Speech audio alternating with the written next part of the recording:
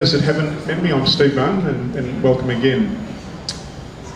Over the last 2 years, many secular and atheist Bangladeshi writers and bloggers have been hacked to death by Islamic extremists who will not tolerate any questioning of Islam.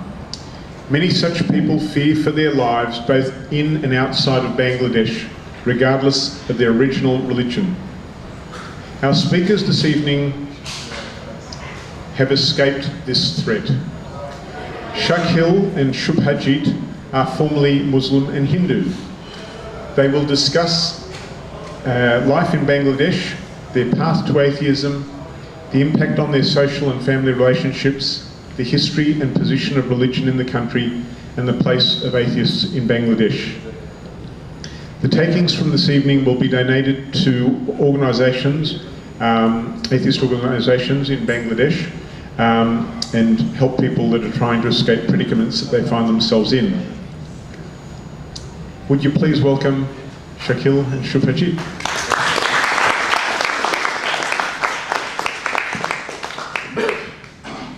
Good evening, everybody. Thank you very much for coming over here. Thank you, Steve, for organising this platform. Okay, and thank you, Sydney Atheists. Okay, as you can see over here, the topic that we have in hand is coming out as an atheist, an ex-Muslim and an ex-Hindu in Bangladesh, which is... Put it closer to you. Close to a man, all right. Yeah. So, for those of you that don't know the country, I will give you a brief overview of it, the religious demographics and the cultural demographics of it, so you can get a gist of the country that we're coming out of. Okay, first of all, it's a South Asian country next to India, as you can see probably by our looks. It's a Muslim majority country, 90% of the population are Muslims, and there is a significant amount of Hindus and other minorities as well, but the Muslim majority definitely dominates the other ones. Okay, so,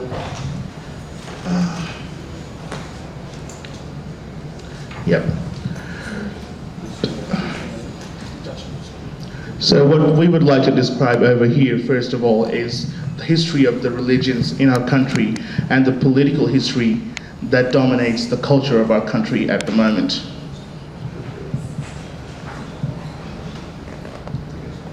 Okay. Yep, so as you can see over here, it's 90% Muslim. Pockets of Hinduism and Christianity still remains over here. Society is still dominated both politically and culturally by Islamic faith.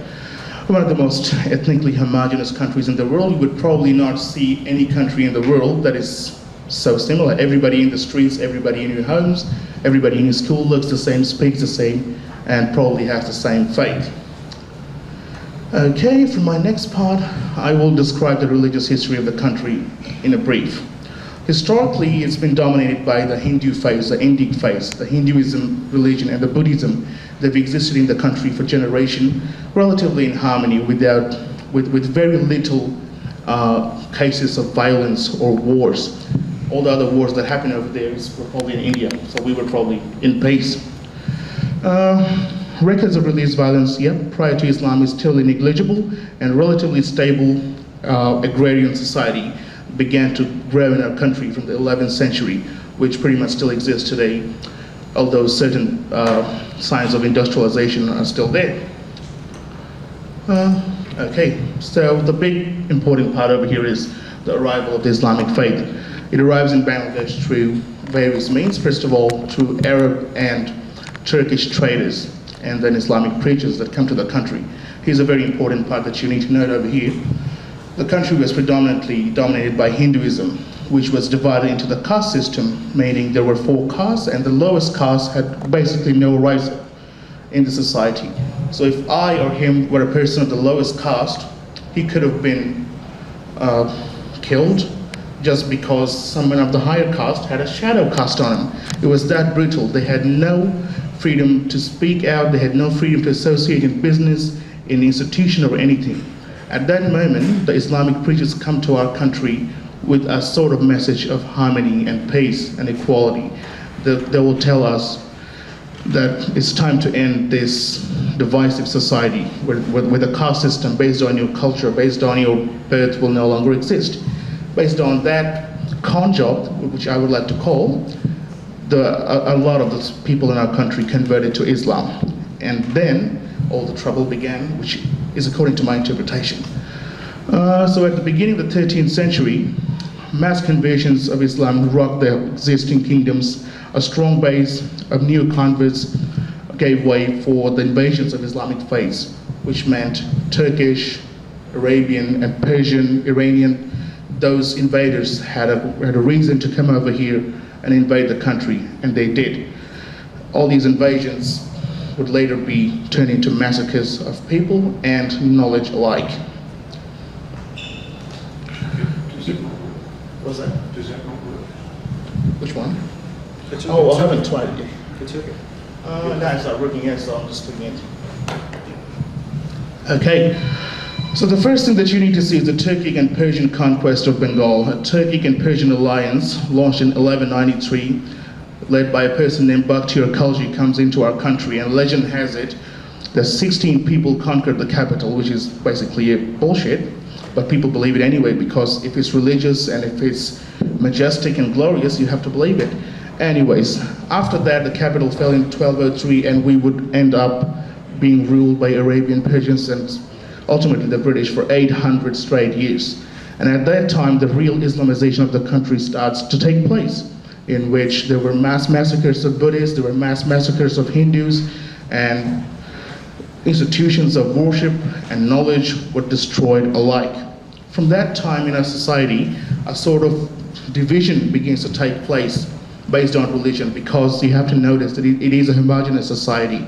There is no other reason for people to be divided. You don't have racial tensions over there. The only tensions you would see, well, you do have racial tensions now, but the only other tensions that you would have is religious tensions. From that time, these sorts of tensions started to take place. Okay, the next period would be the Mughal period. You've probably heard of this empire, the Mughal Empire. They come into our country because we were the last strongholds to resist the Mughal rule. They come into our country and establish Sharia law to some extent into the entire Bengal region. So anyone that was not of the Islamic faith and anyone that was not coherent with their beliefs or with their lifestyle were subject to a tax called the jizya tax. So if this was Mughal time in Bangladesh at the moment, he would be subject to a tax on his life. So it's these kinds of acts historically that have led to the country being so religiously divided and conservative, and this is pretty much what sowed so much bigotry into the hearts and minds of the people. After that, we had the British period. The British period, which was, I would say, 200 years of relative peace because of too much dictatorialism. The British had a control over all of India, and all the existing kingdoms, they lost their powers. So there was no way you could establish Sharia law or any kind of other religious law in the country. After the British left, there was a great partition of our country in which, well, not the country, the entire subcontinent, India and Pakistan, in which two different nations were born specifically based on religion. Pakistan, the state for Muslims, and India, the state for Hindus and all other religions, to be honest.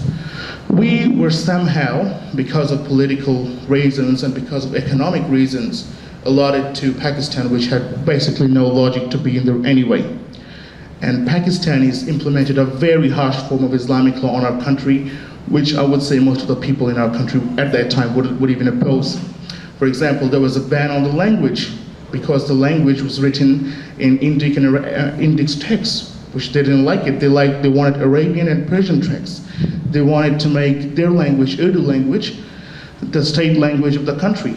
We couldn't speak in our country in our own language because it wasn't Islamic enough. And all these reasons led to a great civil war, some would say, and some would say a revolutionary war, depending on your perspective. And that led to our country being an independent nation, which is what it says, chaos over here. It's not much important. Yep, Islamic Republic of Pakistan, I've said that already. Yeah, during that war, there was a massive genocide. The war took place in 1971, and it lasted for only 9 months. In that 9 months, there were 3 million people killed. And the majority of the victims over there were Hindus. It is said that in some parts of the country, they stopped Hindu men passing the road take off their pants to see if they're circumcised, if they're Muslim or not. Because of these sorts of behaviors, these sorts of events, the Hindu population of the country, who have been there for thousands of years, started to lose faith in it, and they started to migrate. They felt that it doesn't matter if it's Pakistan or a new country, it's not going to be ours anymore. This is just the end of it. And they start mass migrating to India, which has led to a drastic decline in the population of Hindus in our country. So if you look at the statistics, in 1947, around 23 to 24% of the population were Hindus. Am I right? Is that there? 26. 26%. Okay. Today, that is 9%. So it is, in a way, systematic genocide. And what has contributed to this issue even more is after the independence of the country, the situation of the Hindu community and any other non-Muslim community has not changed at all. There has not been any kind of mass massacres like you see in Syria today. You won't see like anything in Iran, like you saw the persecution of the Baha'is, like the persecution of the Zoroastrians. You won't see anything like that. What we have is a state only for Muslims and Bengalis, Bengali Muslims, who are the ruler of the new state. So you're living in a society, in a culture, where everything has to be uniform. If you don't look like me, and if you don't have a last name that's like me, you're in trouble, and you have to have the certain set of beliefs that they want you to have. Any kind of differing voice, any kind of differing culture would be, it's nothing, would be treated with violence and like sometimes expulsion from the country. Yep, I've said that one. Yeah, so in the new country, primarily, which was pretty much broken and pretty much in disarray and distress, there was not much of censorship, there was not much of religious violence because it was basically in rubbles. So the first 4 years of our country, we had to rebuild it from scratch, which we couldn't do. So the first government failed, and that ended up in the hands of a military dictatorship who took it upon themselves to rebuild the country. The first thing that the military dictatorship does is gains the support of the public by building roads, and then at the same time implements a very strict form of theocratic laws in our country, including the banning of the teaching of evolution, including adding the state religion of Islam, which makes our constitution at the moment a very paradoxical situation. It's the only constitution in the world where you'll see secularism established as a founding principle and Islam as the state religion. You will not see this paradox anywhere else in the planet. Okay, and then re-establishment democracy in 1990s. A lot of the peoples start to revolt against the military dictatorship. My father himself was personally involved in these protests, and that re-establishment of democracy meant some sort of good for our country because we got into the free trade and all that. The economy started to develop, but the religious situation, the constitutional damages, the legal damages that have already been done, they could not be changed. Yep, so after 1990, what we started to see is a fresh wave of anti-Hindu violence, which is pretty familiar with our region, which is pretty familiar in our country. Shubhajit, my friend over here, is from a Hindu family. So he was telling me like a few days ago when he went to school, at 4 years of age, was that time? In grade 4, hey, yeah, you tell that story, yeah. In grade 4, yeah, that's what it happened. You can continue, yeah. Yeah. In grade 4, what happened over here there is, so he was born in a northeastern part of the country, which had a significant amount of Hindu population. So he didn't really know that the country was really overwhelmingly Muslim because everyone surrounding him was like him. So at grade 4, he comes into the capital, and he certainly finds out that he has a name that is different from everyone else. Everyone else has sort of Arabic and Persian themed name. Well, he has a sort of Bengali themed name. And it's a very bizarre thing in our education system that from very early age, like grade 1, you have to study religious education. Doesn't matter whether you believe it or not, doesn't matter whether your parents object to it or not, you have to study it, doesn't matter what. They'll just look at your name and they'll put you in a label and you have to study that religion. So every single week, on the time the religious education class took place, my friend over there, he was separated from the rest of the class, taken to another class where he had to study Hinduism, which was fine for a moment. Which was fine means, actually the situation was like this, that in the entire class there are some 2 or 3 Hindu people, and who were actually isolated from the others, who were very much isolated. So in Bangladesh, the Hindu people are such minorities that you won't find anyone who can teach you Hinduism.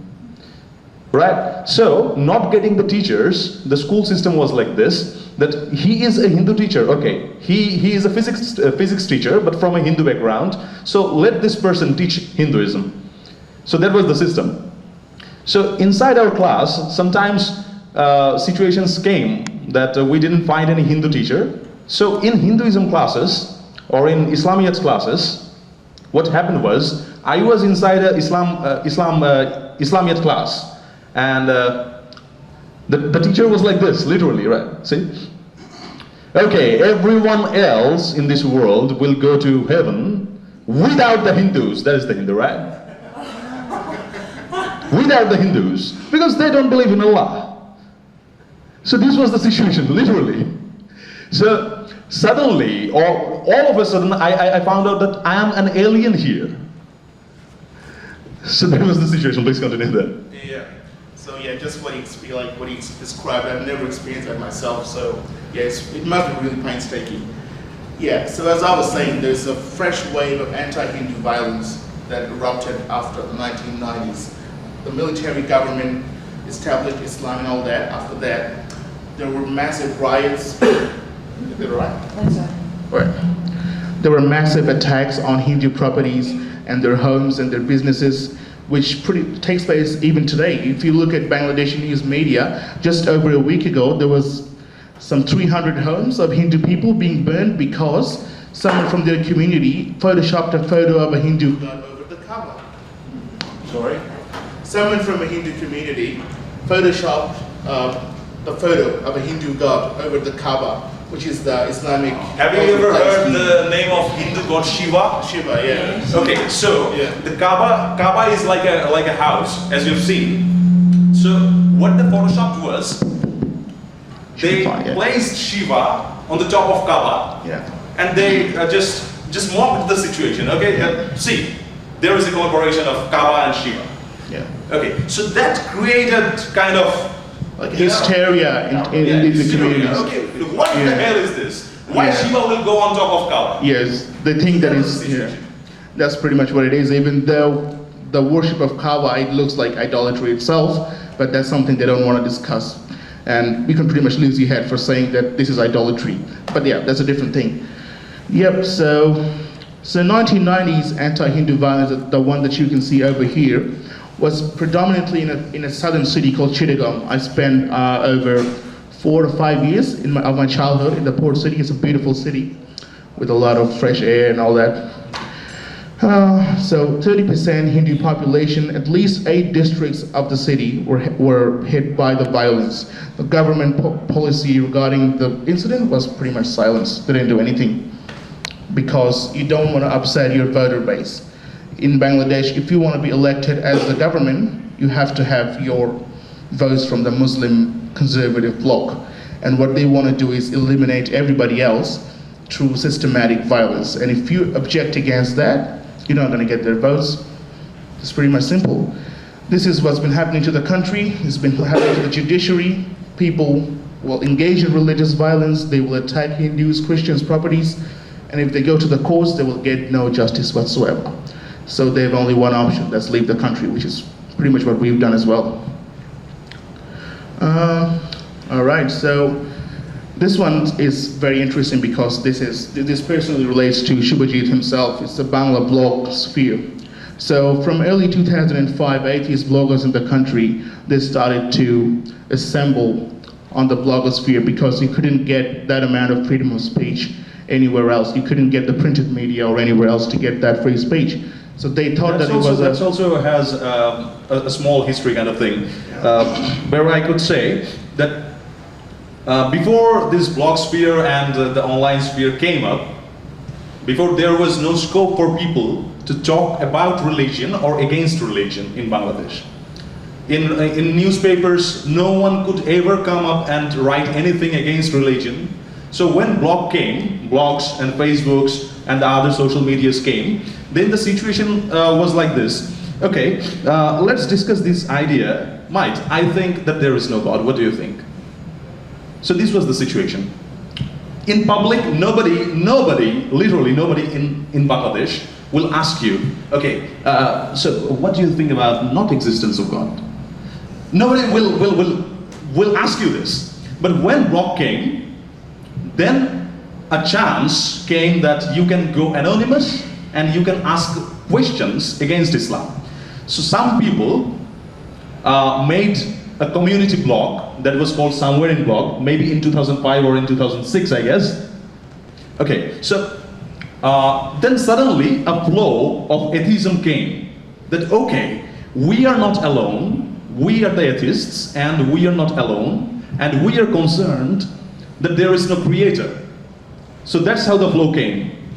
Yeah, well, it started out in a way about mocking certain preachers, mocking what they said, their remarks on women, their remarks on minorities and all that.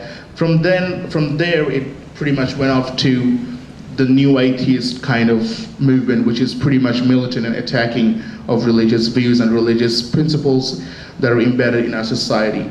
Now, this led to, this made the Islamic base of our country furious because they're just not used to this sort of dissent.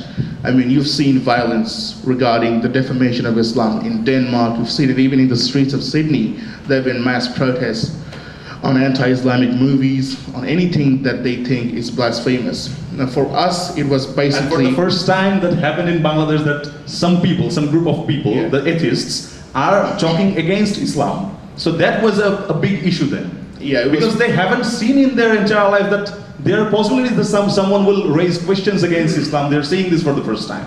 Yeah. So a mass hysteria created. There was a mass hysteria created, but yeah, in the beginning it was not that violent Yeah. because there was a time when like the secular bloggers used to invite the Islamist bloggers over for tea and they would talk and they would just leave. Yeah, so let's meet let's and have a talk and- like and that. Let's just have some cup Yeah. of coffee and we will discuss about it.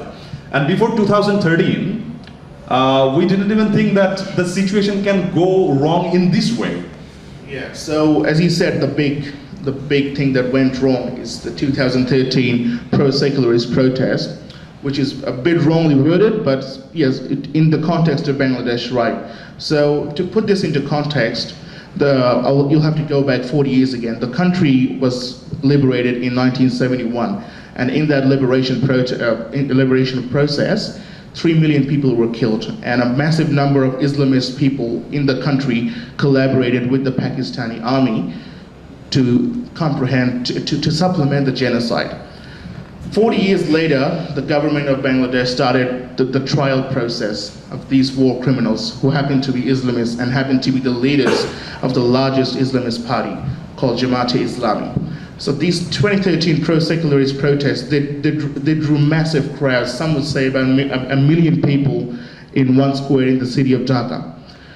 And now apparently these protests were led and organized by the same group of bloggers that are active on the internet against Islam. And the Islamists were very quick to find out on that point. They saw the one weakness and they capitalized on that because they knew if these protests were not daunted, the Islamist politics of the country would be diminished without any kind of resistance. So they pointed out that one small weakness over there where the secularists, where the atheist bloggers were organizing the protests. And before you could know it, there was a group called Islam, which is the protectors of Islam. They came over there, they had a grassroots movement all over the country. What they did is that they printed materials from these blogs and distributed to them to the rural areas of Bangladesh in mosques, in leaflets, in massive amounts. So this turned the entire the perspective of the country against the secularist protests and against the people that are organizing it. Ultimately, they would end up making up a list of 84 people that they seem as extremely blasphemous and extremely detrimental to their religion. And they would hand over that list to the Department of Justice, calling for the death penalty immediately. And they would make up a list of 12 people that were on the prime target list, that these people must be eliminated now. And this person was on that list. And I would like you to continue. So they made up a list of 84 bloggers, and amongst that there were 12 prime people who were very active at online sphere at that time. And amongst those 12, most of the people got killed. They're not alive anymore. So, and the rest, maybe 2 or 3 people have escaped the country. A couple of people were outside the country at that time. So luckily, when the list was made, I was out of Bangladesh in India. I was doing my graduation. And I'm alive now. It's pretty lucky. Yeah.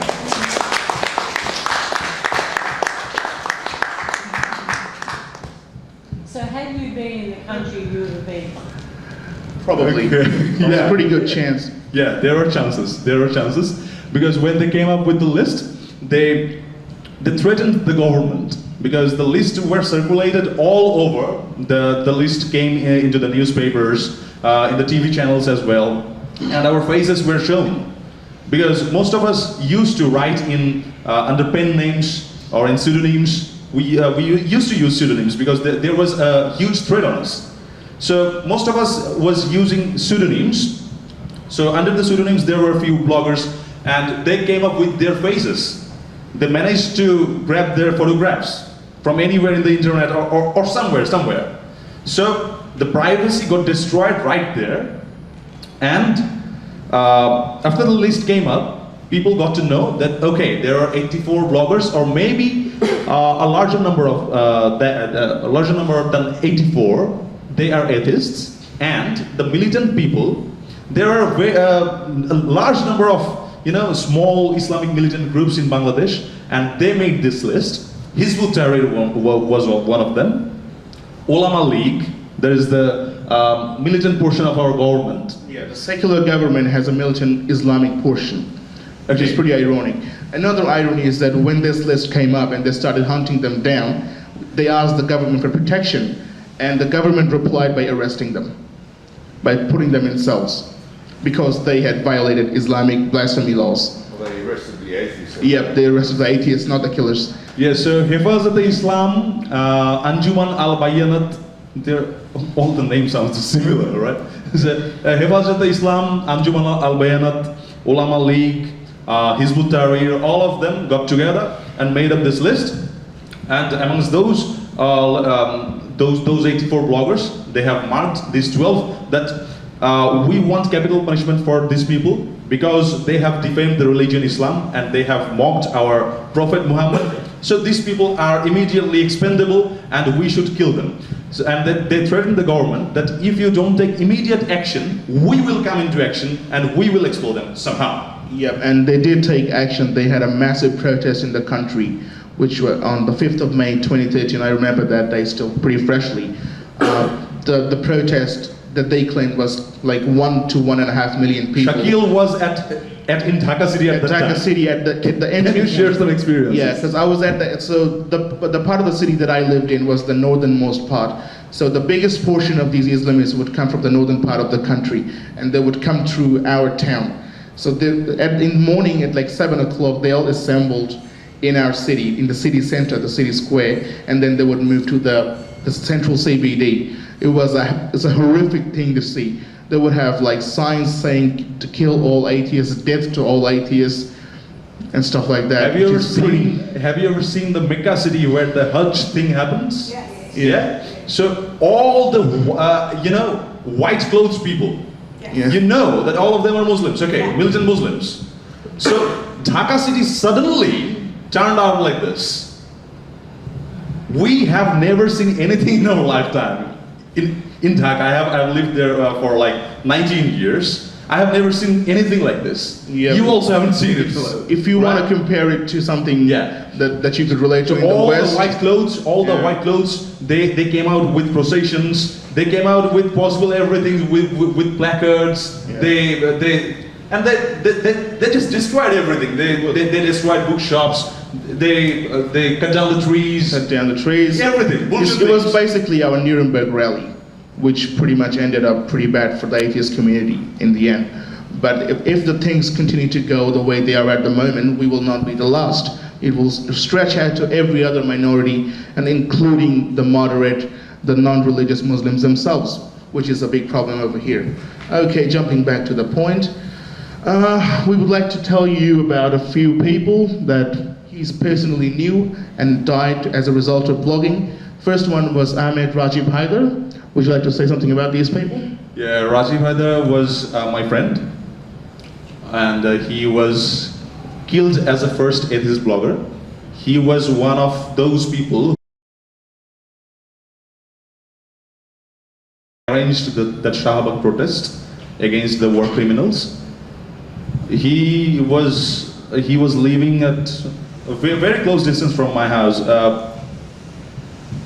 And what else? And when I got to know Rajiv, he was at his 40s maybe. And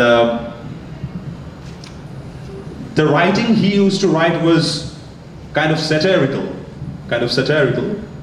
He used to write stories about the life of Muhammad in a satirical manner. Yeah, Journeys. yeah. So with a touch of humor, he used to write his writings, and he didn't have any photographs in internet.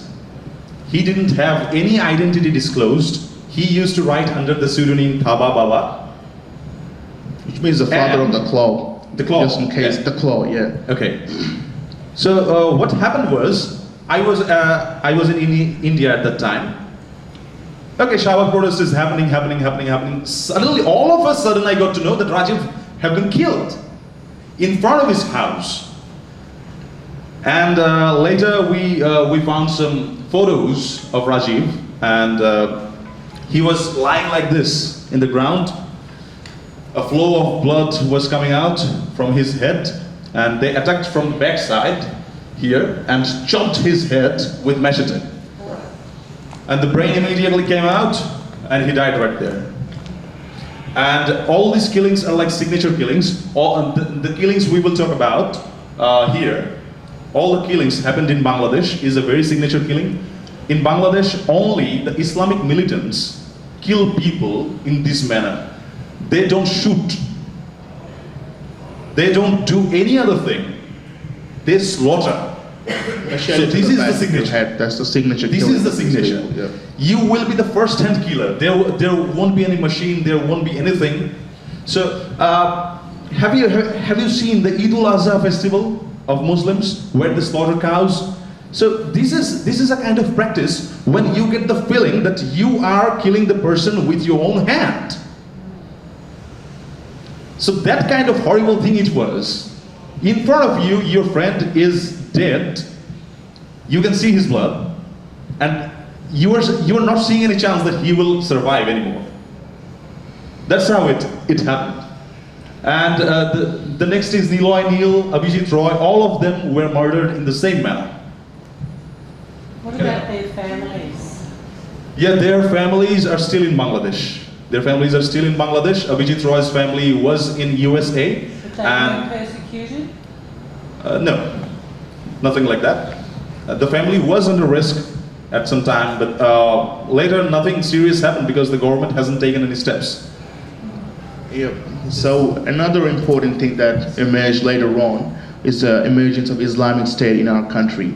They don't really necessarily have any kind of base in it. They don't control any territory. What they claim to do is run operations against these enemies of Islam, what they claim. But the thing is, they operate on the same list provided to them by the Hafizat Islam, and the list that our government still holds today. So you might have seen a few recent attacks in our countries, like there was an attack in a cafe where 20 people were killed, most of them Italians and Japanese. There was an attack on an LGBT rights worker called Zulhas He was this relative of the foreign ministry of foreign minister of Bangladesh, a very powerful person, even with all that power. And trust me, in our country, power matters a lot. If you have power, you can do anything. Even with all that power, you couldn't save yourself from the Islamic State. So this is pretty much the situation of Bangladesh at the moment. The political situation, even though the secular government is in power, it's completely leaning to the Islamists, and we have Islamist militants running wild, killing anyone that they see as a target, and there's nothing being done about it. That's pretty much it. Yeah, that's pretty much it. And as you can see, a few other names, that Ahmed Rajiv Haidar, Washikur Rahman, Niloy Neil, Abhijit Roy, Ananta Bijoy Dash, and Arifin Dipon. Arifin Dipon, or Dipan as you can spell it. Yeah.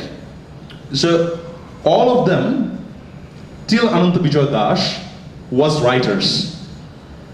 And Arifin Dipan was their publisher. So later, when they started killing the bloggers, after killing them, when they got to know that, okay, there are publishers who can possibly come up with the books of atheist writers, let's start killing those bastards. Because they are the people who can publish books, and the books can go to public, and they will get to know about it. Because still in Bangladesh, situations are there in village side, in rural areas, where people don't have access to internet, so they don't have any chances of getting inside internet and seeing that what's going on there. So the books are the only ways through which they can get to know about atheism. So they're just killed. And a few other friends of mine got killed there, and then they got exiled from country. Most of them are in Europe right now. Maybe the number can be more than 20 even. Yeah, 20, yeah. Yeah, more than 20. So from that 84 list of bloggers, most of the people have escaped the country, and there is no one in Dhaka city right now who is my friend. But once we shared such times where the Shahbag area, where the protest happened, where the protest against the war criminals happened, we used to go there, we used to have chats, we used to have coffees and everything. But now it's no more. Everyone has left the country. Every possible person has left the country. But still there are people. Still there are people. There are numerous reasons why they couldn't made it to some other country because of the immigration laws and the other things. But literally, all our possibilities have been destroyed. There is no possible blogger in Bangladesh who can be killed right now, because since they have understood the risk of living in Bangladesh, they have just left the country and went somewhere else, maybe in India, maybe in Europe, and I'm in Australia. Yep. So, and the trend continues not just against the bloggers, it's pretty much at the moment against... Yeah, and Ananta Bijoy Dash, he was a publisher of a little magazine, and that was called Jukti. So, yeah, from Sylhet. Sylhet is quite a distant area from Dhaka city. And what happened with him? Religious people. Yeah, religious people. It's like the Bible Belt. It's like Quran Belt, if you want to call it, of our country. Yeah, really, really religious people. So what happened with Ananta Bijoy Das was that when Ananta saw that our like-minded people are getting killed, he applied for a visa of Sweden. Swedish PEN. Have you heard the name of PEN? PEN is an organization. It's an organization that rewards people for their service to free speech under dire circumstances. So they invited him to Sweden to offer that award, but the Swedish government refused the visa on the suspicion that he might stay there permanently, and he ended up dying in Bangladesh anyway. And that happened in Australia as well. Yeah. Because in Melbourne, we arranged a conference from the group Progressive atheists. Progressive atheists. Yeah, progressive atheists. We arranged a conference, and we invited about 10 Bangladeshi bloggers in there to save their lives. And the Australian government also rejected their visa, because in the visa interview they asked them questions in English, and not all the Bangladeshi people speaks English in such a manner we speak. Even my English is bad, but There are people who can't speak English. There are people who can speak and write in Bengali only. So they have rejected the visa in the ground that if you are coming to Australia and if you want to deliver a speech, you should know our language. So this looks suspicious. Why do you want to come to our country? We don't see any logical ground. Rejected. Yep. Yeah. Yep. So that's how Ananta died. That's how Ananta died. And later, the Swedish embassy asked for an apology. That okay, we are sorry. It was our mistake. Mr. Ananta he had applied for a visitor's visa to come to Sweden. As you can imagine, you know, at first you have to come to Australia or you have to come to Sweden to ask for an asylum or a protection or something. But you have to enter the country at first. But an offshore application, when you make the application outside of Australia, when you apply from outside Sweden, that's a really long procedure. It can take 5 years, it can take 10 years. They will go through your background, they will check every history, and after that, they can possibly say yes or no. And since the media was not covering the incidents at that time in such huge manner, then how do they possibly get to know that what's happening in Bangladesh? And before coming here in this place, I don't know how many of you knew that in Bangladesh what was going on at the time. Did you know? Maybe some did, yeah. Some people would like to be informed here, some did, but but from my experience here, like most of the people in this country don't even know what Bangladesh is.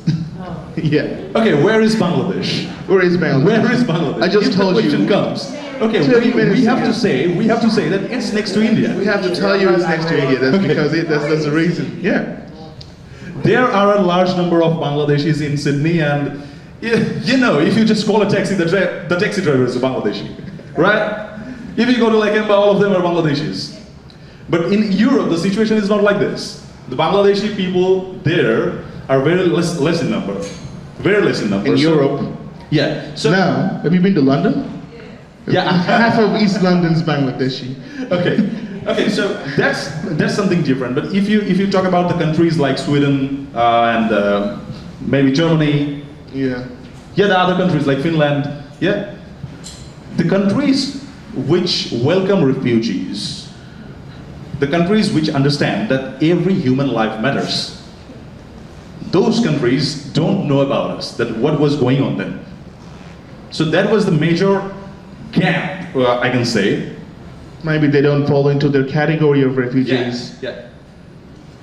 That based on the ground of atheism, a person from Bangladesh can be in risk in his country. So you have to prove that you are under risk in your country to the Australian immigration or the immigration of those European countries. You have to prove at first that I am under risk. So when you're claiming this, you have to show some evidences. Okay, so where is the evidence? The news media is not covering enough. Who will write about it? Even the newspapers of our country doesn't say anything against it. They just show the government views that okay, they are atheists, okay, let them be. But why should they write against religions? Why should they write against Islam? Let their atheism be their own property, but don't speak about it. So you're allowed to be an atheist within the four walls of your room. That's pretty much it. As soon as you speak out, you will get the backlash. And even if you're being attacked by the Islamists, there's going to be no one to defend you because you're the criminal over here for provoking them in the first place. So it's a thing that we hear in the country, we've been hearing it for a long time from the so-called intellectuals to the politicians, is that we're handing the tool of murder to the Islamists themselves by writing and speaking out about what we believe in and what we don't believe in this case. So this is pretty much the situation. And this guy, Niloy Neal just his crime was he was running a Facebook page. He was running a Facebook page where he shared some ideas from different parts of internet, and he used to share those But okay, this is something going on in world regarding atheism, and our country has do something to do with it. And he was murdered at his home. Before Niloy Neel, all the other killings happened in the streets, in the busy areas, in public places. And that was the first incident where they got inside his house. You can surf Google if you want to see the pictures. Niloy Neel murder. If you just write these words in Google, you'll get to see the pictures. The room size was like half of this auditorium, and there was not even an inch left, which was not covered by blood. Okay, so all the blood just passed through the room. His wife was badly injured, and arrests have been made regarding this case, and a few other cases, some XYZ got arrested, but the situation ultimately not changed.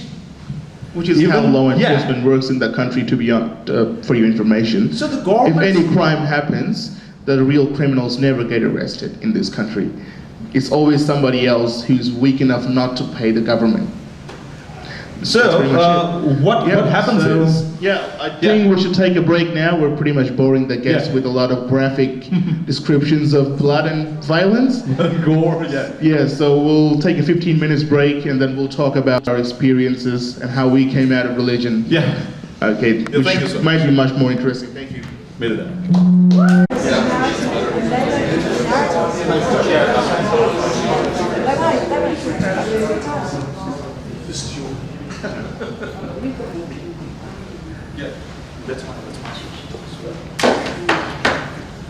Okay, welcome back everybody. I hope you've had a nice break. Okay, now we will discuss, after all that big discussion about graphical violence and all that, we will discuss how we escaped our respective religions. As you've already known, I come from a Muslim background, a Sunni Muslim background, and Shubhajit here comes from a Hindu background. So you want to start first and tell you? You start first. Okay, me. Okay, so I was born in the city of Dhaka, the capital of Bangladesh, a relatively developed part of the city where I didn't really have to experience all the hardships most of the countrymen in my country would have. And that kind of situation makes you oblivious to the hardships of life. So it actually, in a way, to our culture, to our specific culture, generates a graciousness for God. So most of the people that I would know wouldn't really have that much extreme views about religions. There would be really professional people, there would be educated people who are busy with their lives, but at the end of the day would just come back to the mosque and pray and all that. But after a certain age, you begin to think about society you live in. You begin to think about the culture that you brought up in, and at that time you start searching on the internet, you start talking to different sorts of people about what's going on in the society, about in your country. And at that point of time, I discovered, to my shock, because we were living in such a cultural bubble in our real small communities, that this country is a lot of mess, and primarily due to religious prejudices and religious violence. And the more deep you go into there, you find the influence of religion, primarily the Islamic faith, in politics, in governance, in education, and everything. But the thing with Bangladesh is, it doesn't matter what society or what kind of culture you were brought up into, you were brought into a culture in that you have a sense that religion is necessary for the society, that it brings us some sort of good. Like for us, many people that in my community would say we're prosperous than most of the country because God favors us. At the moment, more than 30% of the population is under dire poverty with no access to food, water, sanitation, education. And we have the audacity to say that we're somewhat wealthy because God graces us. Anyway, all of these, they didn't even shake my faith at the beginning. What shook my faith is the internet. I can say that I'm part of the generation that found the internet as a bastion gateway to the outside world, to a lot of different sources of knowledge that we didn't have available in our country. Because as you know, the education system in our country is also pretty much Islamized. You're taught the Islamic faith from grade 1. When we were small kids, like 4 years old or 5 years old, our parents used to hire priests, well, not really priests, who were like imams. Yeah, you could say priests. They would come into our house on every Friday and teach us how to read Arabic, a language that we did not know. We didn't even know the alphabets, we can't even know the meanings, but we had to read a language, a full book of 600 plus pages without even knowing what it says. And then when you grow up, like you get into school, they teach you the translations. At first they'll teach you the watered down versions of it, like do good, do no harm to others, stop lying to people, stop stealing. And then you go to the bigger chapters of the book, you see the really atrocious parts. That's hatred towards the infidels, hatred towards women. Women are not allowed to go into the streets, they need to be covered, all these stuff. But Shakil, may I interrupt you? Do you have any experience of getting molested by the priests who come to your house? No, I'm not. No, I'm not Catholic, so it can't happen. I have. It can't happen. I'm not Catholic. I have. You have? I have. By what priest? Islamic or Hindu? No, not Hindu priests. I mean, all of our neighbors were Muslims. So there are incidents. Yeah. I think you know that a number of those priests, Yeah, they're pedophiles. the imams, they are pedophiles. Yeah, but not surprisingly. not to the degree of the Christian church. not to that degree. Okay, not to that degree. It's not institutionalized. Not to that degree. Not to that degree, but there are pedophiles. There are pedophiles. Yeah, there are. And there are a large number of people who are pedophiles. Because when I started writing about atheism and started describing that, okay, at the age of 4 years, when these priests come to our house, did something happen to you, mind? Then we got to know about it that, okay, there are child molestators, and under the dress of Islam, you have seen the Islamic dress, right? Yes. Because that's very much uniform. Every possible Muslim will wear that same dress. If you just look at one Muslim, you will get to know that, okay, this person is either from Middle East or from a Muslim background. So the hat, their dressing codes, their white color. So from that appearance, you will understand that, okay, this person is Muslim. Yeah. So you can carry on, but you know about it. Yeah, I know about it. Yeah, of course there are pedophiles over there. The Prophet himself was a pedophile. What do you think? Yeah. He molested a 9-year-old girl. Of course his followers would do the same. Okay, so coming back to the point, where was I? Okay. What are you doing? You grew up in school. Growing up in school, and then every year you start learning something new about the religion, which is pretty much, and all that. And then I would say, when I was in grade 5 or 6, there's a pretty remarkable thing that happened in our country. Has anyone here heard of the person called Zakir Naik? Yes, you told me about it. Brother Zakir Naik. Zakir Naik is the world's largest Salafi televangelist based in India. So this person, he opens up television channels in India, Pakistan, and Bangladesh, the Indian subcontinent, and before you know it, this guy is a superstar. He's like a rock star. Whatever he says, there's just no refuting it. What religion is he touting? Islam, of course. Yeah. So of course, if you want to be a televangelist in Bangladesh, you have to be Muslim. Yeah. So all these things combined creates a sort of superiority in the Muslim community, that our religion is the superior religion, that there is no refutation for it. It's all scientific. And what this new brand of televangelism it brought into the country is that the scientific aspects of religion, the scientific aspects of Islam. It will tell you that the Quran tells you about Big Bang Theory, at the same time denying evolution because it's just a theory. And coupled with that is our education system. I remember in grade 9, when we first learned about genetics and evolution, interesting topics. At the last line of the chapter of evolution was that there is no specific proof that evolution is what actually occurred. And you know that part is just to appease those people.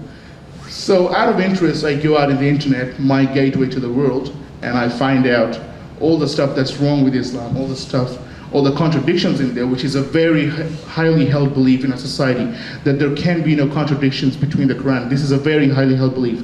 You ask any Muslim person, is there anything contradictory in your book? They will straight up say, no, it's not possible. They will believe that it's a verbatim word of God. But if you do a little bit of research, not by the internet, just read the books. On one page, there's some set of information. On the other page, it's a totally different set of informations. That's when you start to doubt these religions, doubt these books. And at the same time, there's just basic silliness. Like the Prophet Muhammad talking to ants. The Prophet Muhammad talking to monkeys. Snakes talking to people.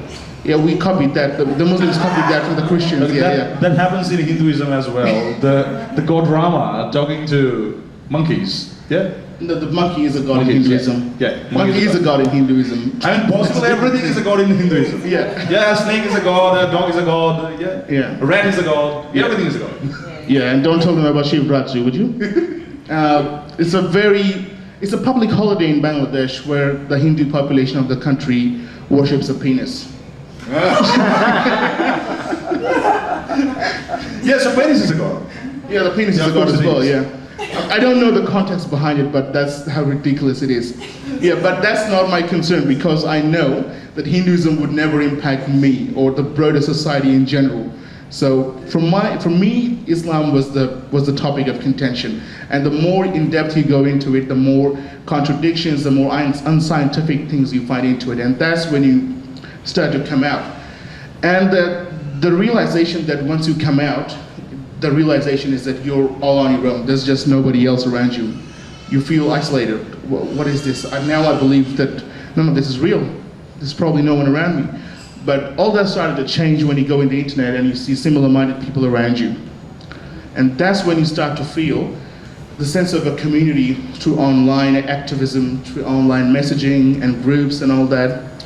But the thing is, doesn't matter how many friends you find online, you're going to be part of a society. You're going to have to wake up in the morning and go to school in the morning. And then you just face a reality that most of the country are actually religious idiots who will believe that snakes can actually talk.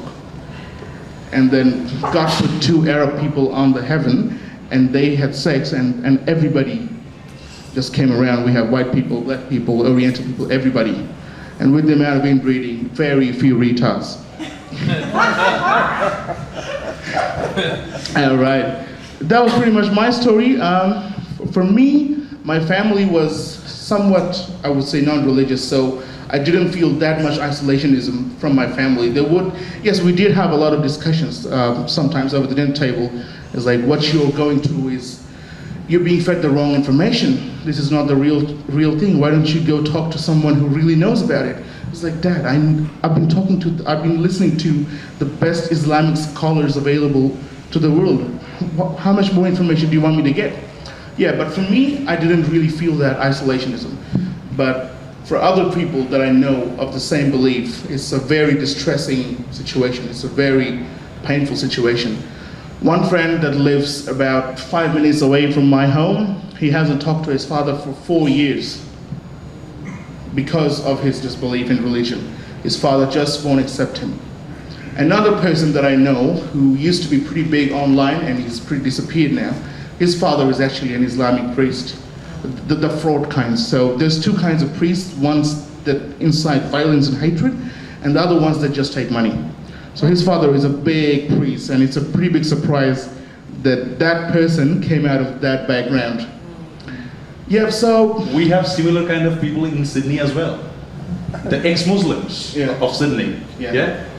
They're scared of their family. Yeah, they're scared. Yeah, there's a group of ex-Muslims in Sydney that we sometimes meet up together, and they're scared of their family members. So we meet up together and we talk to each other. Do you want to have a glass of beer? I said, no. If I go home and my family members smell that beer, I'm going to be in trouble. This is happening in Australia. They force these people who were born and raised in Australia to be married to people that they don't really want to. They don't have the freedom to like go out when they want to. Some of the basic things that you people take for granted, they just don't have that freedom. And this is happening in the West, in a Western country. Just imagine the situation in a third world country that is dominated by the Islamic faith. Yep, so that would be pretty much it. So after I graduated high school, I thought that this country really doesn't suit me, that I can't really cope up with all these people. So it was one of the big motivating factors for me to leave the country and come here to Australia. And so far it's been pretty good. Let's see how it goes. And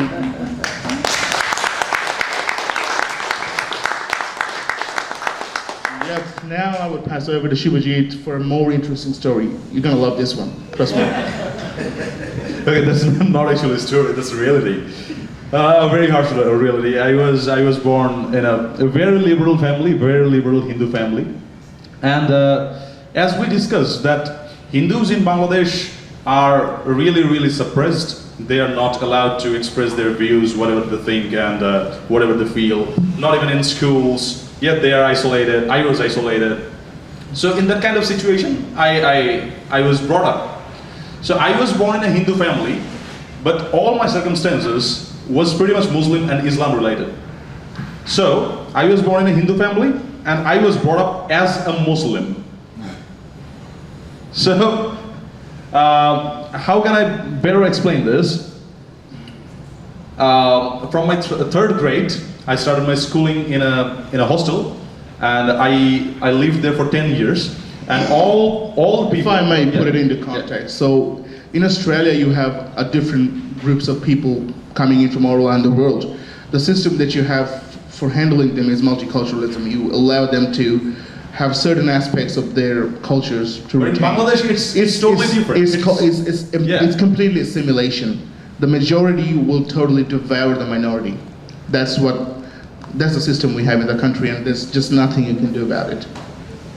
And the first thing I discovered, because I was not born in Dhaka city. Dhaka is the capital city of Bangladesh. So I was not from Dhaka. I was from the northern part of Bangladesh. Immigrant. Yeah, kind of, yeah. So I'm from the northern part of Bangladesh. The northern part is sharing its border with India. So that portion of Bangladesh has a large number of Hindu population. So being in that area, I never felt that I am somebody alien, okay, or I'm somebody who is different from the others. But when I came into Dhaka city and got into that hostel, they were just kids. I mean, studying at third standard. In Bangladesh, it's very much easy to find out who is Hindu and who is Muslim. Just by listening to their names, you'll get to know that who is Hindu and who is Muslim, because the Bangladeshi names are like this. Okay, like the Muslim names. Okay, all of them are like Ahmeds, Muhammads, you know, those kind of names. Shakil Ahmed. So that's a Muslim name. You shout out that name in any street in Bangladesh. Yeah, Mr. Nurul Islam. 100 names coming out. Mr. Nurul Islam. Okay, or like Saidur Rahman, something Rahman. Yeah, this, that. Okay, the Muslim names. In between all the Muslim names, suddenly Shubhajit Bhomik. Okay, so that's something different. So when they heard my name, okay, Shubhajit Bhomik, so you're a Hindu. So nobody in Australia will ever ask you, okay, your name is Steve Martin, what religion you're from? Yeah. So I thought it started with go back to India first. so, yeah, The first thing they hear their name is go back to India. So the kids were literally staring at me like this. Okay, so you are a Hindu. I have never seen any Hindu in my life. So you people don't get circumcised and you don't eat beef, right? Yeah, I'm right. Yeah, so that's how it happened. And then after slowly, you know, when I felt that I'm kind of alien in this crowd and I'm being isolated just in the ground of religion, I started losing my faith. That religion is discriminating people. All the religions, all the possible religions are discriminating people. Yeah. So this is a thing which can discriminate people, can't be a good thing. So that was a kid's thinking. And when I grew older, then I started reading books and other stuffs. I read the Quran. I read possible everything which goes close to atheism. I got to read those books. What part of the Quran did you read? Like, did you understand any parts of it? Yeah, Has anyone here actually read a Quran? Did you see any kind of connection to one sentence to another? Or one chapter to another? Yeah, Quran it's is totally absolutely scattered. rambles. It's absolutely rambles. Quran So is totally I'll give you an scattered. example. It's not exactly like this. It's similar to this. God is gracious, therefore a fly cannot create itself. God is gracious, therefore mountains are tall. It's incoherent stuff like this, and it's not chronologically ordered. So, in the first chapter, Muhammad goes to war, and in the third chapter he wins the war, and in the fifth chapter there's the details of how he won the war. So it's a pretty much. And the next chapter is about cows. Yeah, the next chapter is about cows. Yeah, and the subsequent ones are about flies, bees, Mountains. the bees. Yeah, so it's silly things like this with no chronological order. So I got to know about Islam and Islam-related stuffs from my classroom, and then I read the holy scriptures of Islam, and then I lost my faith. Simple Islam, but you're Hindu. Very simple. Okay. I was born in a Hindu family, but as I said, that I was brought up as a Muslim. So from Hindu to Muslim to atheist. This can be the order. So you converted in between. Yeah. Did you convert in between? No. Did they circumcise you? No, Okay. not at all. But incidents happen. I mean, when I was in a hostel, those kids got to know that I don't eat beef because I was from a Hindu family and I didn't have the practice of eating beef. So what they did was they pushed me to eat beef. Okay. They said, so beef is something for Hindus is they can't even touch it. Okay, touching beef or eating beef is a sin for Hindus. I might add something to this point. Yeah. There's an organization for the welfare of beef. It's a Hindu nationalist organization. in Welfare India. for cows. Welfare of cows. It's a Hindu nationalist organization. The leader of the organization was found guilty of raping a cow recently. So much welfare. Okay, so every part of a cow is Sacred, except for that part. every part of a cow can be worshipped. The horns of cow, the tail of cow, the cow dung, the milk, the cow itself, everything is worshipped in Hinduism. As I said, that every possible thing can be worshipped in Hinduism. A snake, a bee, a rat, blah blah blah. Everything can be worshipped. So losing faith from Hinduism was a very easy thing for me because my family at first they just verbally told me, just leave it. Okay, don't no need to believe in these bullshits. You live life of your own. Okay, we are not into Hinduism. In my house there are a few idols, but nobody actually cares about it. For Shakil it was hard. Because being in Bangladesh, coming out from a Muslim family into turning into atheist, it's really difficult. My parents don't pray once a year. They don't even know anything about it. Okay, so they don't give a shit. My family. But most of the Muslim families do. That's the thing. But still, there are families who are very introverts and who are militants. Yeah, sort of. Yeah, who are militants by thinking. And the good news is, from those kind of families, also atheists are coming up. Because seeing this, these violent verses, if somebody reads the Quran, if somebody reads any religious scriptures, which is very close to, killings and other things, yeah, it's confirmed that they will escape their religion and will find atheism. So for me it was very easy. But when the hard part came, when I went to India, When I was in Bangladesh, I mean till 2008. I was born in 1990. Till 2008, I was in Bangladesh, and in 2009, I went in India. 2009 or maybe in 10. Okay, so in between this period, when Bangla blogs came up, I started writing, and most of my writings were regarding religions, against religion, basically, about politics.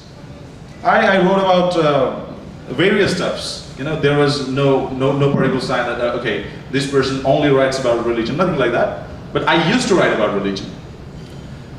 But at that peak period, when the war crime issues and the militant Muslim people issues, which came up suddenly, then I started writing very actively about it, that okay, the religion Islam has some problems, here are the problems, the militant people are making politics out of it, they're making politics out of this religion, and it should be stopped. It should be stopped immediately. Now, if you want to attack their ideology, at first you have to touch the religion, and the situation is in Bangladesh is like this. You can't even touch the religion being a Hindu. So when I was writing about Islam, the first question was coming like this: you are from a Hindu family and you're saying things against Islam. How come? How is that possible? Why? At first you criticize your religion, then come to Islam. So that's how it happened. And later when I went to India, I found myself safe, because in India Hindus are the majorities. But I never called myself as a Hindu. The Indian people, the normal Indian people, or the area I was living in, they were not at all bothered about religions at all. They never asked me even that which religion you're from. Okay, just let it go. So I started writing. I was watching that what's going on in my country, and I found out that these things are happening because today Facebook and social networks are giving you the news right when it's happening. Then my writings went through.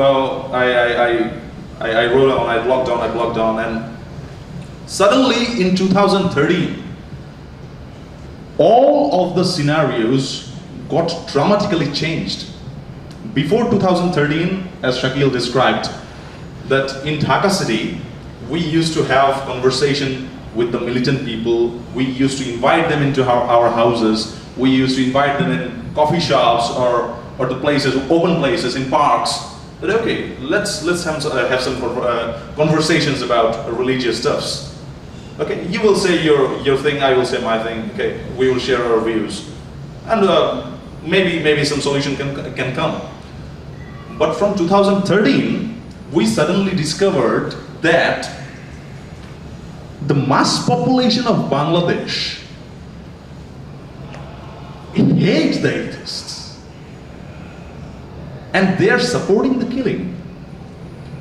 When the first killing of Rajiv Haidar happened, then the first question which was raised, that what is the reason behind this killing? He wrote against religion. Okay, that is valid. Why should he write against religion? This is his crime. And for this crime, killing the person only for writing against religion is a valid reason. Okay, he wrote against religion, okay, just cut him down. Just kill that bastard. How can we solve? Yeah? How can we solve this? Yeah, that's something different. That's something different. The solution is not that easy. We will come to it. I think what we need to do is, since there's a stigma related to blasphemy, we need to bring that stigma down by offending it even more. So if you see a lot of publications, a lot of stuff on the internet, on print media, against the religion in the country or outside the country, there's a possibility that it might become normalized. Because this is what happens with society. Once something shocking new comes in, people actually take it with resistance. And as time passes by, it becomes normalized. So probably this is the only way we can do it. Probably not by satire, not by cartoons, mostly by writings, critical analysis, like you had in Europe in 16th century, biblical criticism, something like that could be revived in the Muslim world. But I don't know, it's a pretty big question, to be honest, but that's my opinion. Okay, so the solution is not that easy. We will come to it. Okay, we will discuss about The it. solution? Yeah, no, actually nobody has the solution. Because when a country goes through a slow poison of Islamization over a 40 years period of time, then it can take even more than 40 years to take the poison out. Yeah, because It's to not 40. destroy a society, It's not 40 years, it's been like this forever. yeah, So- forever, yeah, forever. So, Forever. some of So us believe starting from 1971, if you count. Now, why would you start from that time? Yeah. To be honest. Okay, so Bangladesh got its birth in 1971. So, for instance, if we start the counting from 1971, when the country was born, starting from at that time, if a society goes through Islamization, and by this slow poison, if you poke every possible person that, okay, you are a Muslim, you are a proud Muslim, okay, you are a good Muslim, then a person has to be Muslim. And a person has to be very much devoted to his religion. And in this kind of society, when somebody speaks against religion, then the mass population will go against it. And that's how it happened. That's how Shahbag protest got destroyed in 2 months, I guess. Maybe in 2 months? Okay. So the biggest protest we have seen in our lifetime got destroyed in 2 months based on the issue of atheism, that the people who are doing these Shahbag protests are atheists. So the mass people just got diverted. That, okay, they're atheists, okay. Yeah, we don't give a shit about atheists. They criticize our religion, okay, we are not with them. They are out of our league. After 2013, when the situation changed, I was in India, got the news that Rajiv got murdered, and one by one, Asif Mohyeddin has got stabbed and then survived. He's in Germany now. Have anyone of you heard the name of Asif Mohyeddin? He was a very famous writer then. Okay, so Asif Mohyeddin got stabbed, Niloy Neil got murdered, Abhijit Roy got murdered. Abhijit Roy was the founder of the blog site Muktomona. Muktomona means free thinkers, and this was the core website we had. It's a blog site, to be specific. Muktomona is the core website where we used to write against religion based on science and logic. Sometimes satire. Yeah, sometimes satire. There is one more blog site which is Dharmakari. Dharmakari means religious mockery. So, Dharmakari was solely about criticizing religion in a satirical manner, doing mocking about religions, so coming up with cartoons And stealing all. contents Yeah. without copyright. Yeah. So, I was a very frequent writer in those two blog sites. In 2013, when Asif Mohyeddin got arrested, Asif Mohyeddin, the blogger, yeah, he got arrested. So at first, he got stabbed. The Islamist people stabbed Asif Mohyeddin. Yeah, and later, when the list came up, the 84 list of bloggers came up, the government arrested 4 bloggers. They arrested 4 bloggers in a ground that these people have defamed the religion Islam in blog and internet. So Asif Mohyeddin was one of them. A person who is in first hand the victim of an attack got arrested because of his writings. So this is actually what happened. And the mockery is, when Asif was taken into jail, in the same compartment, he shared with his killers. I mean, the people who tried to kill Asif, yeah, Asif shared the same compartment with them. Yeah. Then our police interrogated Asif, and they tried to know about me. They tried to know about my family, what my family does, and there Asif lied. He told that, okay, Shubhajit Bhomik, okay, he's a Hindu, he's from India, and he gave false information to the police. And then the police stopped worrying about me. After 2013, I came back in Bangladesh in 2013 September. And when I started from India to Bangladesh, I tried to collect the information that if I go to Bangladesh, if I go back to Bangladesh, is there any risk? So yeah, you know, some government employees and from the high officials.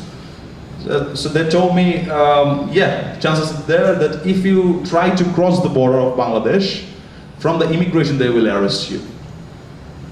Because already there are people in the jail, like Asif Mayuddin, Subrata Shubho, and Mushir Rahman Biplab, Russell Pervez, they were in the jail.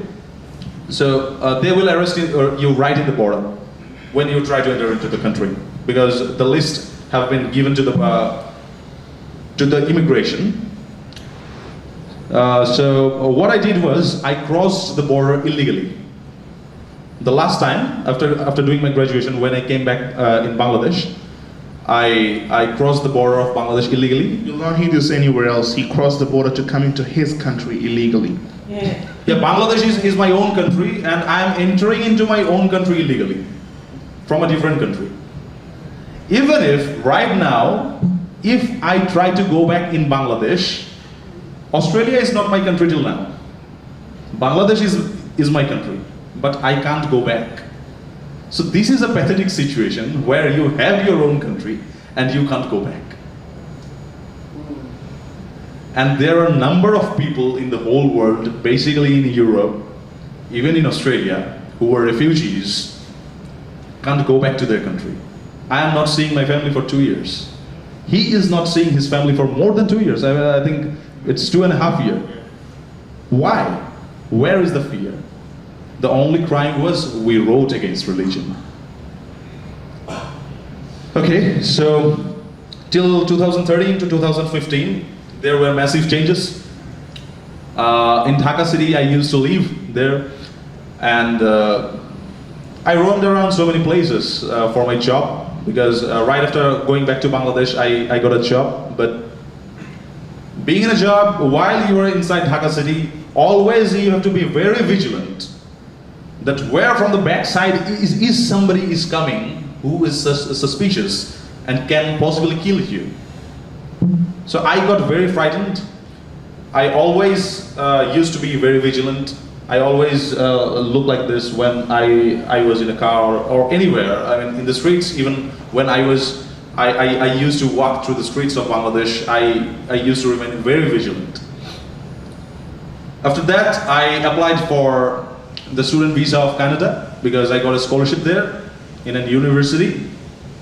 They rejected the visa because by that time the news on the medias was describing my name, that okay, this person from Bangladesh is under risk.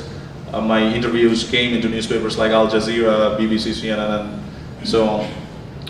So from there they got to know, okay, this person is under risk, so he is trying to enter Canada in a student visa. So chances are there that if he gets entered, he will not get out. He will stay here forever. So they rejected my visa. Later I applied for Australia, and thanks to Australia that they have granted my visa. I am here in a student visa, and in 2017 my student visa will expire. I'm studying at Macquarie University in accounting subject. And it was expensive because Macquarie University is expensive. Australian education itself is very expensive for the other people who come from outside. I mean, for international people, the tuition fee is very high. It's yearly $30,000. So it was very expensive, but finally, this was the only way through which I could save my life. And this is the the second year of mine is going on in Australia. Here I am safe, okay, but when I started my studying in my second semester, suddenly I got very much frustrated about studying, and one attack on my family happened after I came to Australia just a few months ago. some of the madrasa students. Madrasa is the Islamic schools. Okay, you know about madrasas, right? Okay. So a few madrasa students came into my house thinking that, okay, it's almost 1 year over, so he might have been in his home by this time. Because, you know, after 1 year, chances are there that the person will come back to visit his family.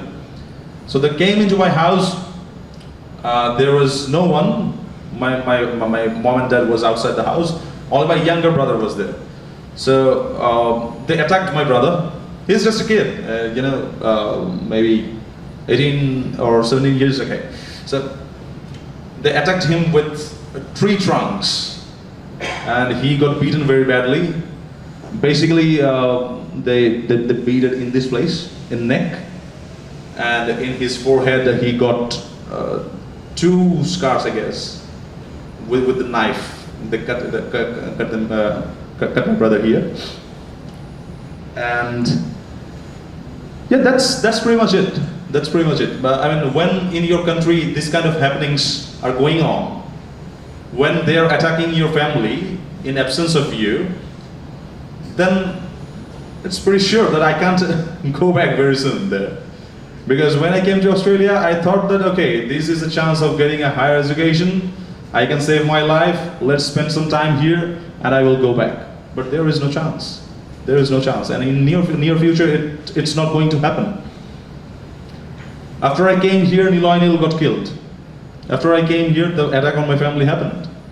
After I came here, our IGP of police, Inspector General of Police, he said, after the murder of Niloy, that our people, the people of our country, should be more vigilant, more and more vigilant, and should ensure their own safety if they write against religion. If somebody write against religion, we won't take any responsibility. Literally, he said this. So, if the higher authority of police is saying that we won't take any responsibility if somebody comes and kills you, then what's the need of keeping a police force? And our Prime Minister has said that, okay, I'm a Muslim myself. I respect all the religions. Okay, a person can be atheist, but you just keep your atheism inside you. What's the need of writing? And some 6 or 7 months before, after all these happenings, the situations I have faced in Dhaka, the situations I have faced in India, in front of my eyes when my friends got killed, Washikur, he was a very close friend of mine, Abhijit Roy was like an institution, yeah. He was the core person to whom the free thinkers can rely on. The founder of Muktamona website, he got killed. And the day before his killing, we went to the book fair. Abhijit Roy used to live in USA. He came to Bangladesh only to attend the book fair, because book fair is, you know, a very big happening in Bangladesh. All the intellectuals, all the writers gathered there. They shared their views. Okay, so to attend the book fair, Abhijit Roy came to Bangladesh, and there, me and Abhijit Roy met there. I met Rafida Ahmed Bonna, his wife, Abhijit Roy, me. We spent a very good time, and the next day the person gets killed. In the evening, at night, we had a plan to have a dinner. When in the evening I went to book fair, I got to know that the person is no more.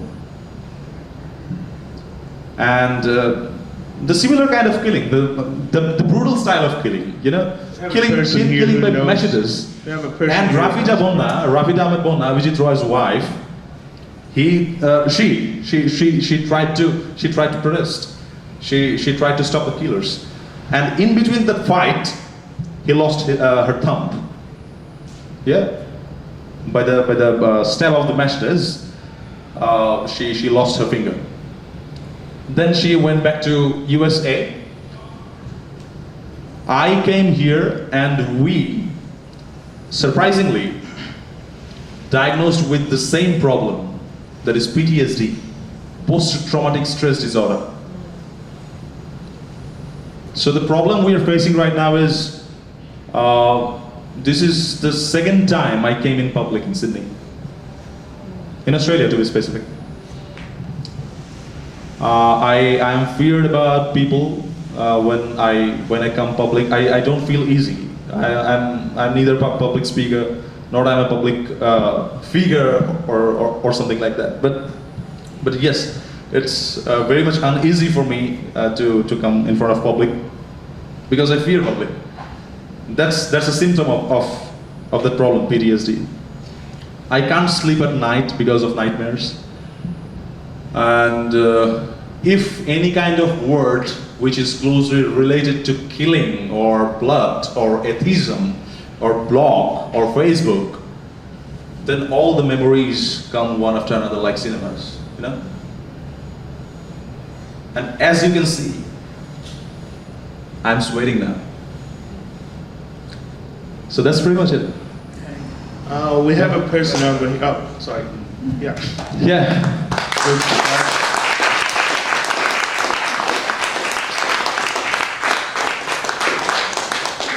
We have a gentleman over here in this audience who himself wrote a book about religions and is facing death threats because of it at the moment. He is Mr. Nurul Islam. Nurul Islam? He is Mr. Nurul Islam. Would you like to come up on the stage yeah. and say a few words?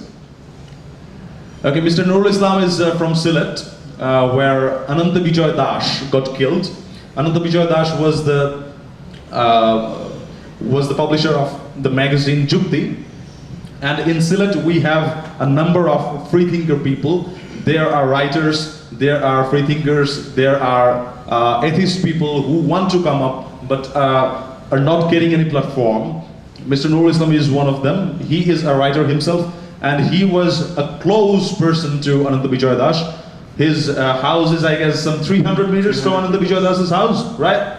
So he is the person who has seen the incident, of Ananta Bijoy Dash's killing. So please. So what happened with Ananta Bijoy Dash and Mr. Islam, the same happened in my case as well, because when I was in Dhaka city, several times I have noticed that, in Bangladesh you can't really segregate between who is religious and who is not.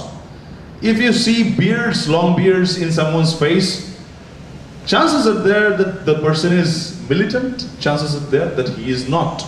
By seeing someone's face, you can't identify that who can be a possible assailant. Okay? So, in front of my house, several times I've seen that people are trying to stare at my house because I was living at the 6th floor of my building. So, have you ever heard of that light switching on off thing? Yeah? Because when you try to identify a person, that whether he is trying to look at your house or whether he is staring at you, just switch off your light. Yeah, you will see some movements between them. Okay, the light got switched off. Okay, then heads down. The lights on, heads up. Yeah, and if you see. If you come out from your house, maybe in the terrace, maybe in the veranda, you will see them. Okay, he was looking at you, they saw you. Okay, like this. Okay, I'm a normal person. So this was the situation. I can't express at that time under which kind of fear I was under. Yeah. So everyone in Bangladesh who is freethinker, who is atheist, who is non-religious, who is secular, even who doesn't fit in the frame of a true Muslim, can be killed at any time. In recent times, in 2015 to 2016, we have seen at least 160 signature killings. The similar killings like which Abhijit Roy got killed, like which Ananta Bijoy Dash got killed, Washikur got killed, Asif Mohiuddin got stabbed, Thaba Baba, Rajiv Hai got killed in the same manner. The Hindu priests, the Christian preachers, the incident of Gulshan. So near about 160 people got slaughtered in this manner. So possibly, what a person can expect from a country like this, where the Prime Minister in the Parliament says that if you have a disbelief, keep it inside you. So that's the question. And now we will go to the question and answers. Yeah, if you have any Thank you so much. questions, Thank you so much for this this opportunity. Ladies and gentlemen, we will say, because this is the first time in Sydney we got an opportunity to come in front of you people and say our experiences. Yeah. And thank you, Steve. Thank you you so very much. much. Thank you so Yeah. much. So if you have any Yeah. questions, could you, ready to answer? Yeah, please. Yes. Do you think so many people in Islamic countries, they really do believe all of that, the religion, or are they just frightened, just in a state of terror, that if they speak out against them? Do you really think that so many people really believe Okay. the Yeah. whole thing? Okay. So the common perspective that you get in the West or in mainstream media is that it's only a small minority of Muslims that are believing in crazy stuff and doing crazy stuff.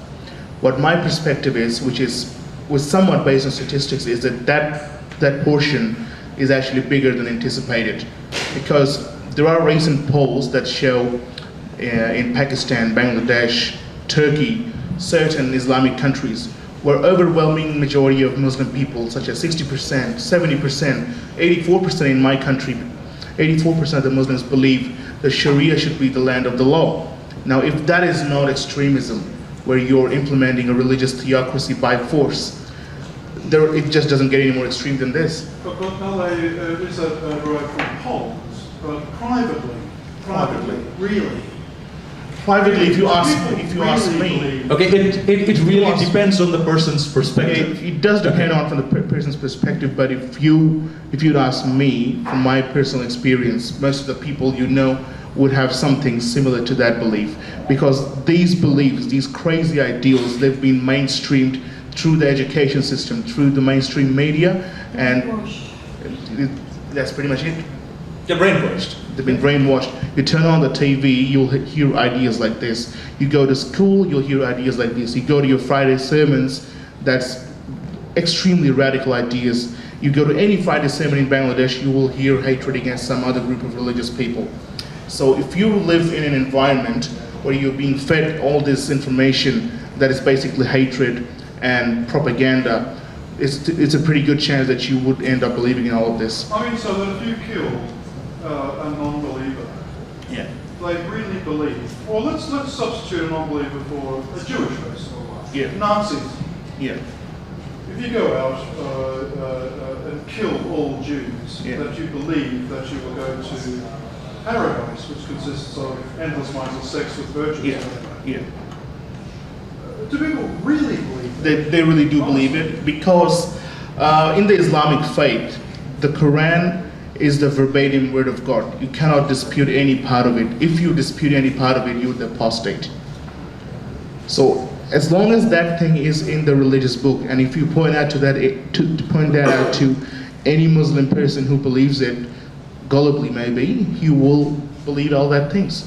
Okay, a simple substitute test Yeah. in Christian religion, whatever, I don't know, whatever. Yeah. Substitute the words Jesus, Mary, Joseph, God, the devil, whatever, for aliens. Yeah.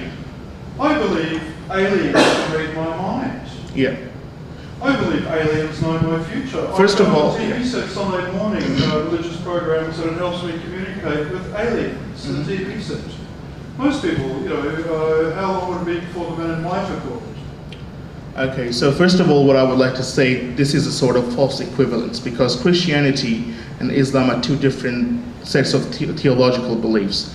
like no reasonable Christian in this world would even believe that the Bible is a verbatim word of God and every single word of it must be interpreted and believed word by word. But there are Christians who believe that. There are, but most reasonable Christians would understand that the Christian Bible has been written over time by people, by priests and by scholars of Christianity. But in the Islamic world, most of the people would believe that this is the verbatim word of God that has to be taken word by word and there can be no contradictions and no disagreement with that. That is the theological difference. So if you can we please take her question? So that doesn't really equate to that. I hope I understand. You understand the answer. Please, yeah. So, as a victim of brutal Islamic regime from Middle East, as an atheist, I believe that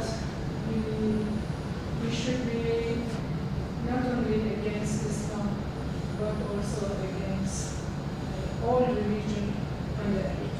Because religion has been always the matter of supporting those in power, and it has been always against equality between women and men, and in the benefit of the rich, etc. Beside short comments that I would like to say about the speech, I also have one question here. So there has been so many similarities about what you said regarding criminal Islamic regime of Iran, that I am part of those victims under this brutal rule that has caused the killing of both members of my family and relatives, including my own mother, who has been killed by Islamic regime and other. So I think that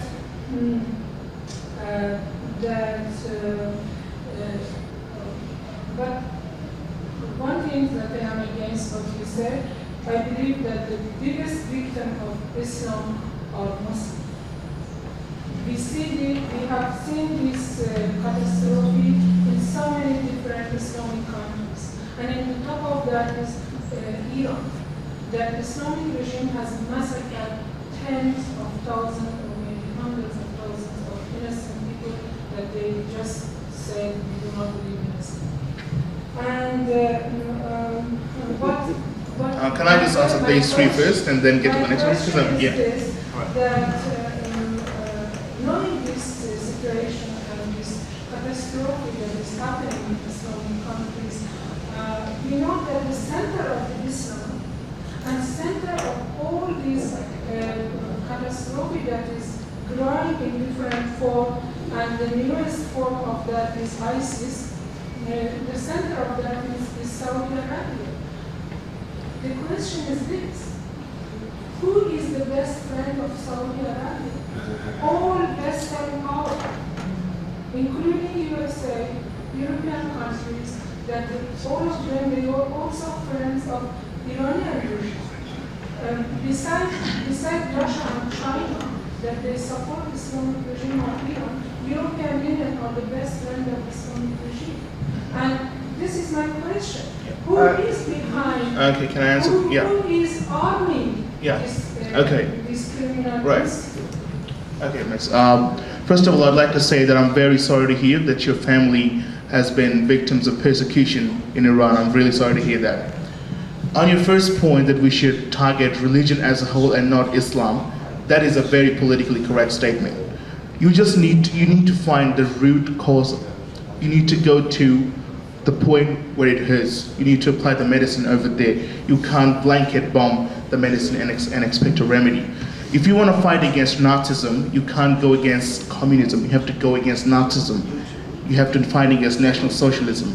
You can't fight the Russians and then expect the Germans will be defeated. That's not how World War II was won. The same with Islam.